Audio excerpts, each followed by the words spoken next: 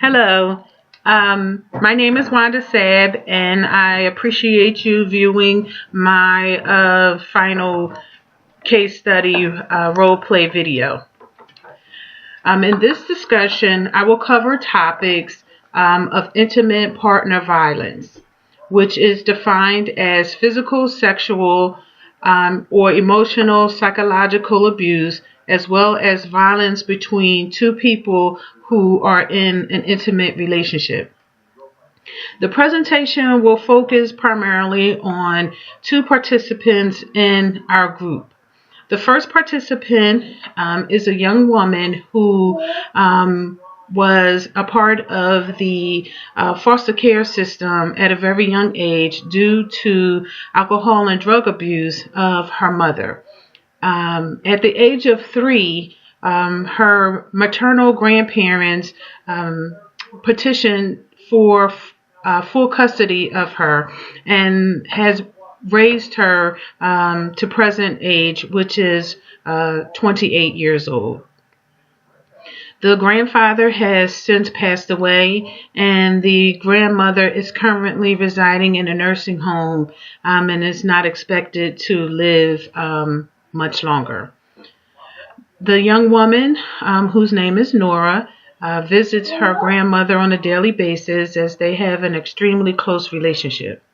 Currently residing in her home is her biological mother, who is attempting to reestablish a relationship with her. However, the relationship is extremely volatile as Nora does not trust her and honestly does not want her in her life, but recognizes that she's going to need some support in the event the grandmother passes away.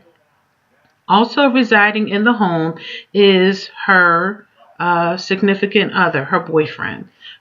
He is currently unemployed and is often in between jobs. Once he obtains employment, he has a very difficult time keeping it as he is also an abuser of drug and alcohol and will become belligerent to his superiors and will fail required drug testing.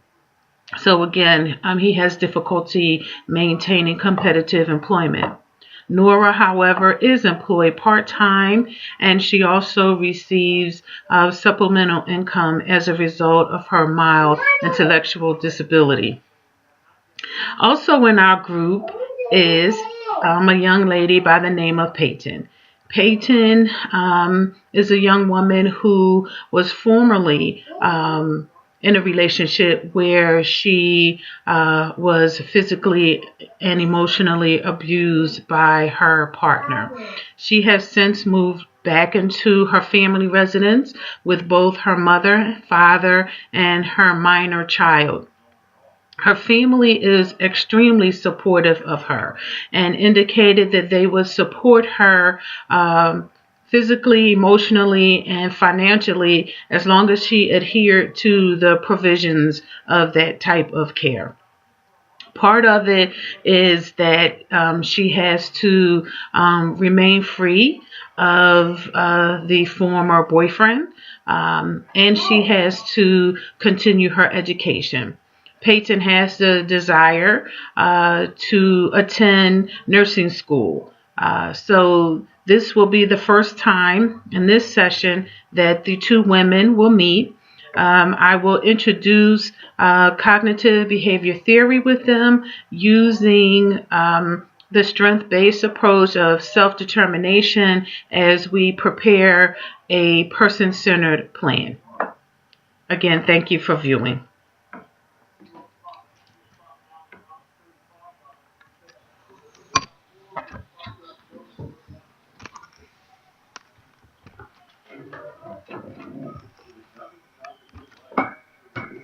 So, hello, ladies. How are you this evening? Good, how are you? Good. I wanted to begin by introducing ourselves, and why don't we share something with the other members of the group? Hi, my name is Peyton. And I have a 2-year-old son. All right, Peyton, thank you for coming.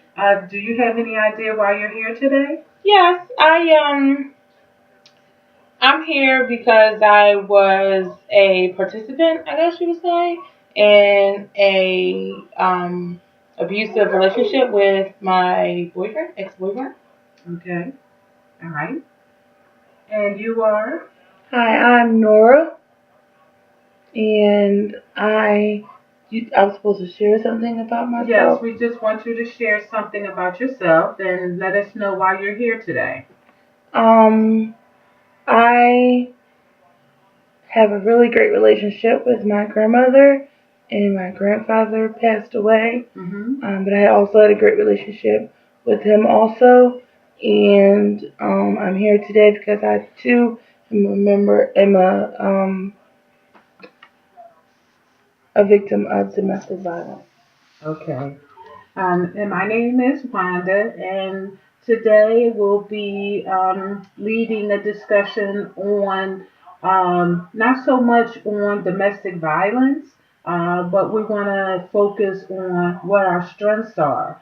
Uh, this is, I believe, your second session. Yeah. And so we understand that you were asked to come here or encouraged to come here through an organization, Women Against Abuse.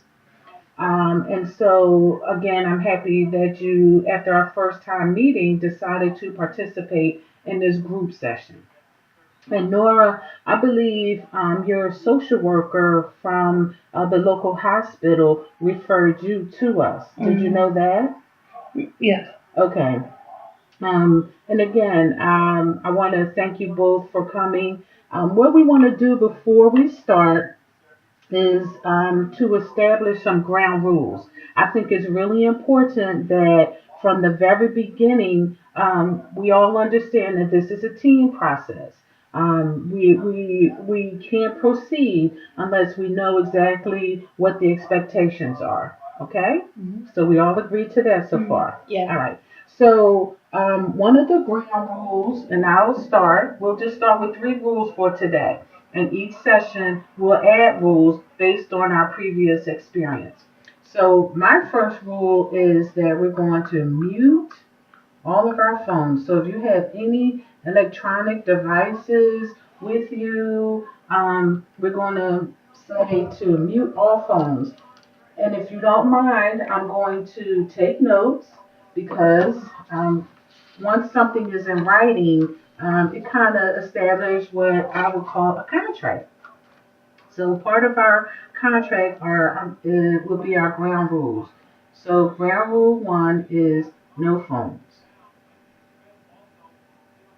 Nora, would you like to add a ground rule?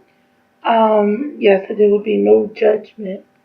No judgment. And what do you mean when you say no judgment? No judgment, like whatever I say is not going to be judged or looked down upon. Okay.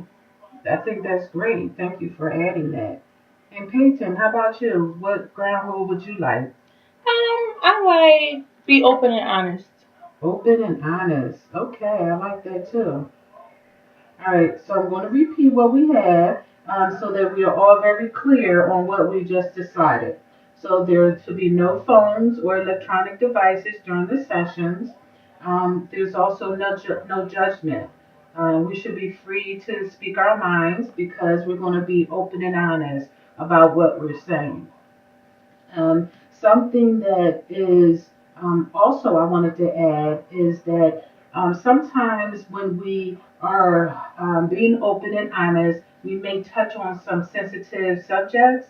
And so if it becomes a little too much for you, at any time, please feel free to get up, to stretch, to walk around. If you feel like you need some water, let me know and we can accommodate you. We can take care of that need for you.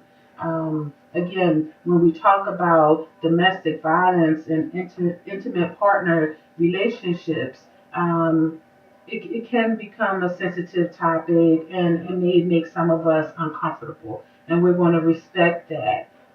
But please understand that it is a topic that we will eventually talk about because it's what brought you here today. One of the other things that I need for you to understand is that this is a whole process. It involves me talking, but it involves you talking and sharing as well. It's a learning process for the three of us. I'm going to learn from you, you're going to learn from her, and you're going to learn from me. We're going to learn from one another. So I want you to know that I'm not going to always be the one to facilitate the sessions. I'll help guide and direct it, but I may ask you, Peyton, or even you, Nora, to take the lead on some things. Okay? Yeah. All right. So what we're going to do next is I'll give you a couple sheets of paper. I'm going to give you a couple sheets. And what we're going to do at this point is I want you to draw a line down the center of the paper, and I'll do the same also. So we can all share in the process.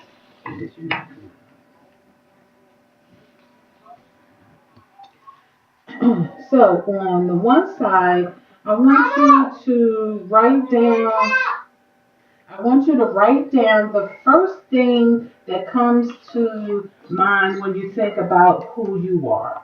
So who is Nora? Who is Peyton? We're just going to take a few minutes to write those down, and I will write down who is Wanda. So the question is, who is Peyton? Who is Nora?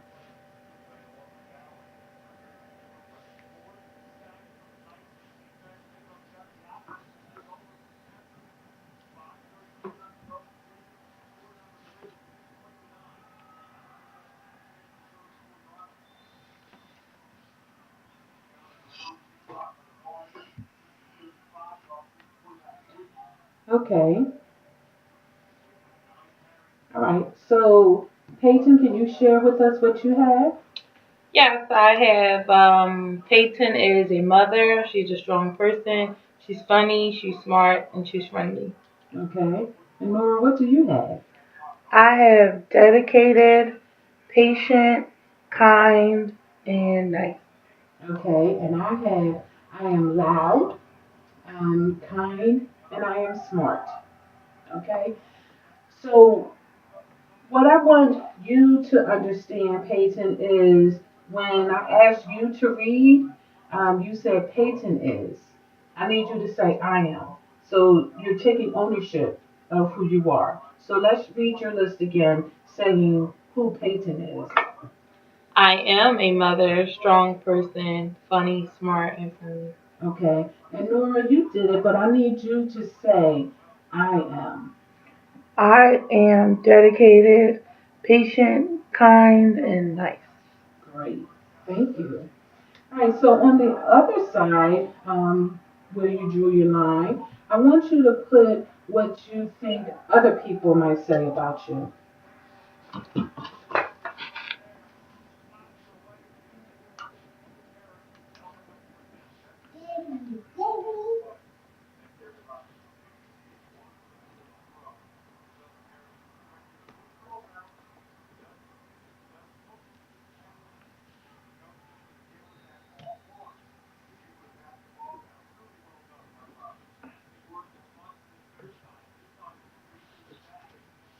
Okay.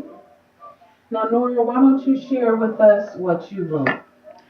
Stubborn, loud, strong willed, leader, smart, and all about my family. Okay, I need you to say other people believe Nora is, or I am. Other people believe that I am stubborn, loud, strong willed, leader, smart, all about my family. Okay. And Peyton? Other people believe that I am self centered, selfish, nice, giving, honest, caring, and supportive. All right. And I wrote, other people think that I am loud, kind, and smart. The same thing, Yeah. right? Yeah. Okay. So Nora, can you tell me how did you feel when you wrote what other people or what you believe other people thought about you? Um, I felt like it was a little easier to write what other people thought than what I actually thought about myself. Why do you think that's so? 'Cause I hear it a lot. People like to tell me what they think about me a lot, And even when I don't ask them. right, right. So even when you don't ask, people just feel like they can come up to you and say, Nora, you are so loud. Why are you so loud? How does that make you feel? Um, Honestly, it upsets me a little bit because I didn't ask them.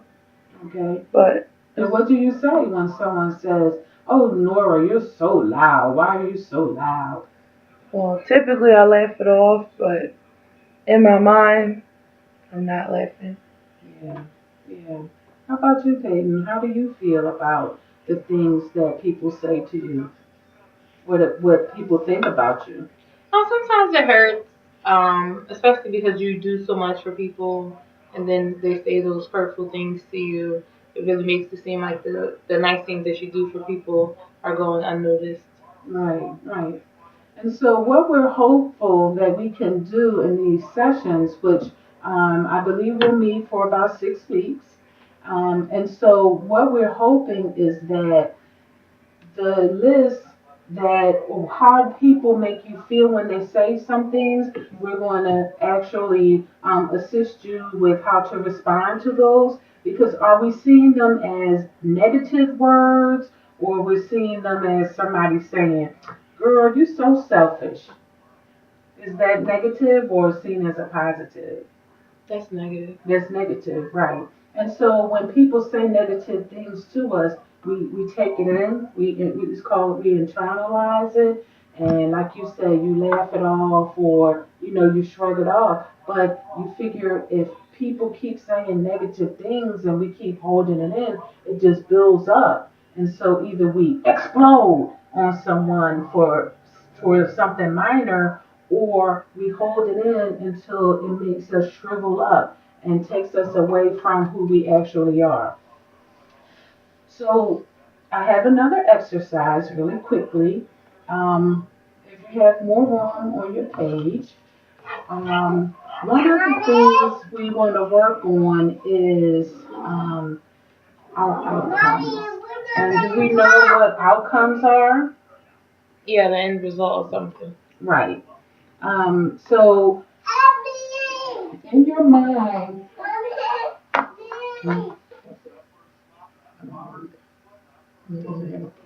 so in your mind, let's try to come up with an outcome. So let's think of something we want to achieve. So Nora, what's one thing you would like to achieve in your life? I would like to be more financially secure. Okay, and how about you, Peyton? Um, I would like to be a successful nurse. Okay, so Nora, how would you phrase the idea of you being financially stable? We want to word it to make it your outcome is something that has already occurred. So, I I, am not living paycheck to paycheck. right, you can put that. And Peyton, how about you? How would you put your outcome? Keeping in mind that it's something that has already occurred. I have passed all my tests To do what? on becoming a nurse. Okay, that's a good one. So I am a nurse, right? You passed all of your tests. Okay. So what I want you to do this weekend or until our next session is think about what you need to do, what has to happen in order for you to not have to live paycheck to paycheck. I want you to think about what you have to do in order to become a nurse or pass all of your tests to become a nurse. Now that's a lot in there, okay? So at some point we may want to even break that down even further to two outcomes. I pass my test and I become a nurse. But we'll try it and see how you do with that. So Nora, are you okay with the directions that you have for our next session? Yes. So you're going to think about just small steps. So our first step is to think about what we need to do to achieve our outcome of not having to live check to check and passing your test to become a nurse. Okay? Yes. All right. So at the very next session, we're going to build upon our list of positive attributes. We're not going to focus so much on what other people think. We're only going to focus on our positive attributes, and that will give us some self-direction. So we're going to learn how to sit up straighter and project our voices so that we're heard and so that people understand us in a better way. So we become better communicators, and we're going to work on the first step of achieving our outcome. What's going to happen from this point forward is we will have a set agenda. I have specific responsibilities on that agenda, but the two of you do as well. We'll add maybe one or two more things to our ground rules. We'll then go over that contract again. And if we have any questions, we can talk about it at that time. Are we all in agreement? Yeah. Yes. Okay. Well, I think that pretty much does it for us for this session. I really do appreciate the time that you gave me tonight. And we'll see you next week, same time, same place. All All right. right. Thank you. Thank you.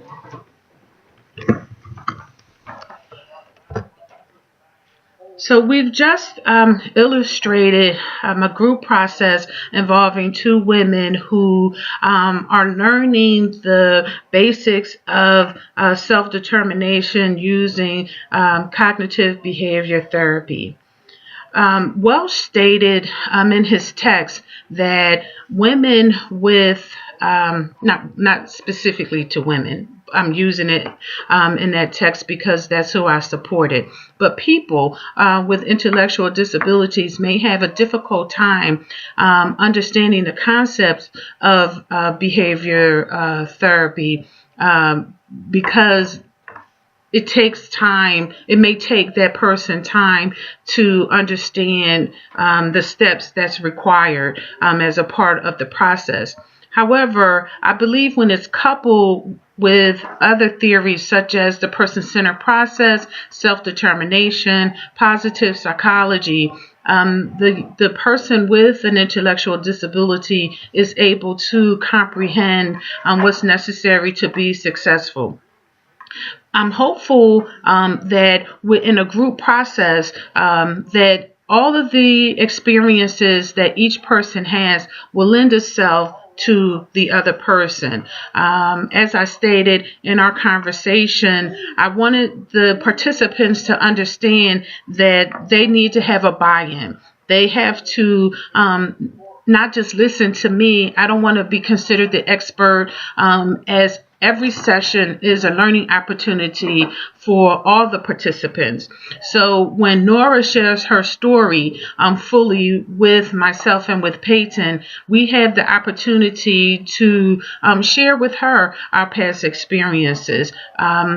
As Peyton is someone who's also been in an abusive relationship, it's important that we borrow, again, off of each other's experience.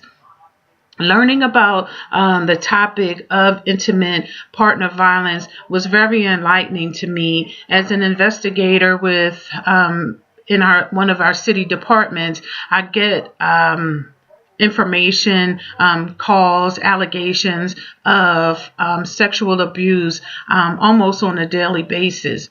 As I'm supporting individuals who do have intellectual disabilities, it's been very difficult to connect them to resources.